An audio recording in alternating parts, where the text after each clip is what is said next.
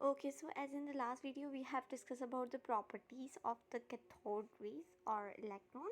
In today's video, we are going to discover the proton, right? So we are going with the discovery of proton. Discovery of proton, which was done by Goldstein.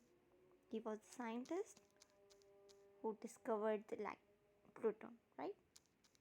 Goldstein scientist. Now what he did, right? We are going to study the discovery of proton, which was done by Goldstein. What he did the same experiment as the experiment which was done for discovering the electron, right? Which means he did the same experiment, which is electrolysis. Electrolysis, right? Let me repeat here. What is electrolysis? Electrolysis is basically passing of a current through a very low pressure of gas.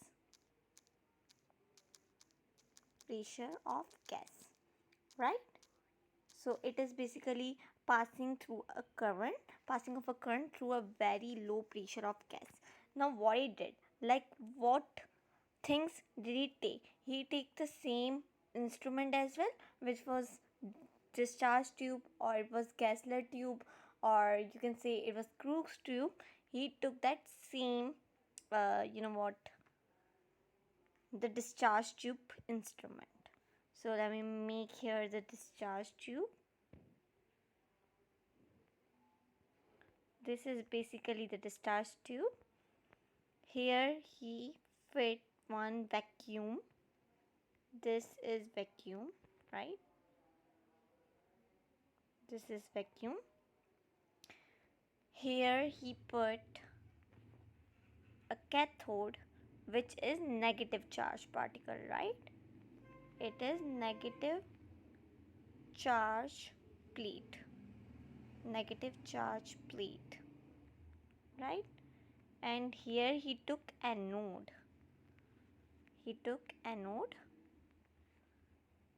Which is positive charge plate. Is positive charged plate, right? And here he connected this discharge tube with a very high voltage.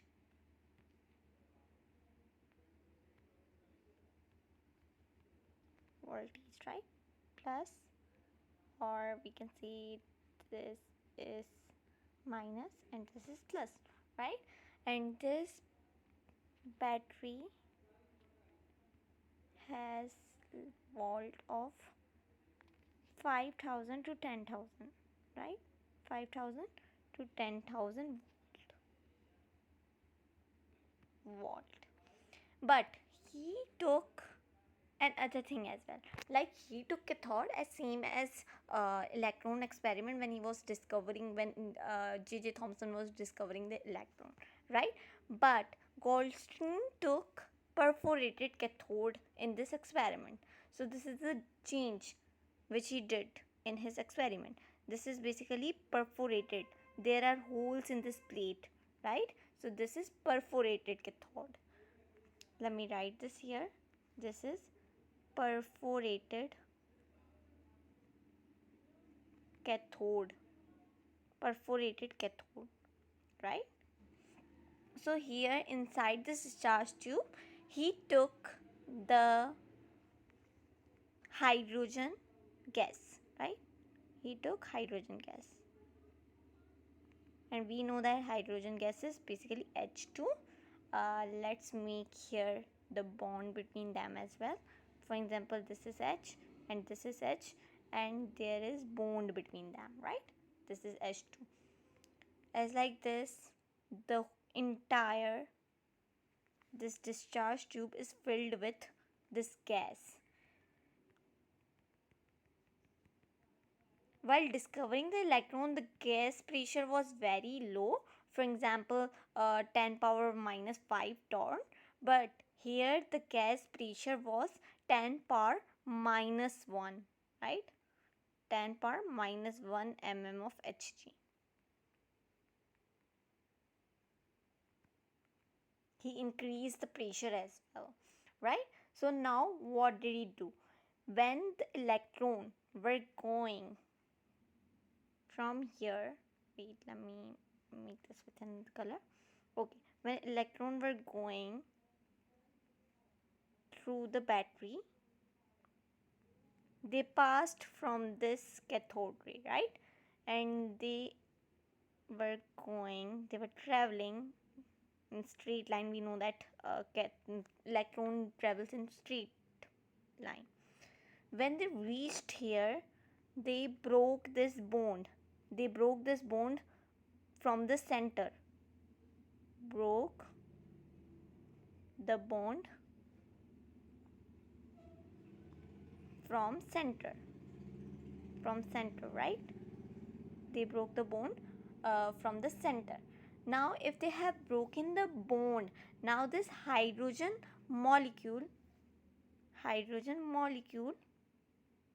is converted into hydrogen atom, right? Because the bond is broken now. Hydrogen atom. Now hydrogen atom would be ionized. When this hydrogen atom would be ionized, there would be production of positive charge and negative charge. Since we know that hydrogen is made up of one positive charge and one electron, right? And its atomic mass is 1 and atomic number is 1 as well. So this hydrogen atom will undergo to the ionization. When ionization happens, it produced two particles, right? Proton. Actually, we were not known is this proton or what it is. Only we were known that there is a particle emitted out and there was electron to negative charge, right? Here we were proton. So when these proton and electron were separated out by the process called ionization, this electron were attracted towards the anode. Since we know that anode has positive charge, anode has positive, so they will attract the negative charge, right? So this negative charge was attracted towards this proton, right? And here we know that the cathode plate has negative charge. So because of this negative charge, the positive charge was attracted towards the cathode. It was attracted towards the cathode, right? Towards cathode.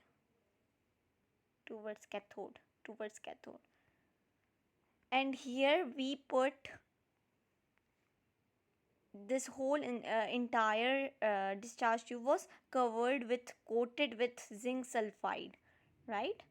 Zinc sulfide. And we know that zinc sulfide is the fluorescent material. When these particles pass through this perforated cathode, they strike to the discharge tube, and then this discharge tube got glow. Thus we know that there are some particles, um, except for the electrons, there are some particles which are attracted towards the negative charge. Means the thing which are attracted towards the negative charge are proton, right? Are the positive charge. So we got to know that there are positive charge in the atom as well, which are attracted towards the cathode, which are attracted towards the negative charge, right? So this is how the discovery of proton happened. Now in next video we're gonna discuss about the properties of proton, like their mass, their charge, which was determined by the electric field, and then we are gonna discuss about their movement as well, how they do move, their em ratio, charge to mass ratio, how much time it is heavier than electron, and its mass and charge, everything.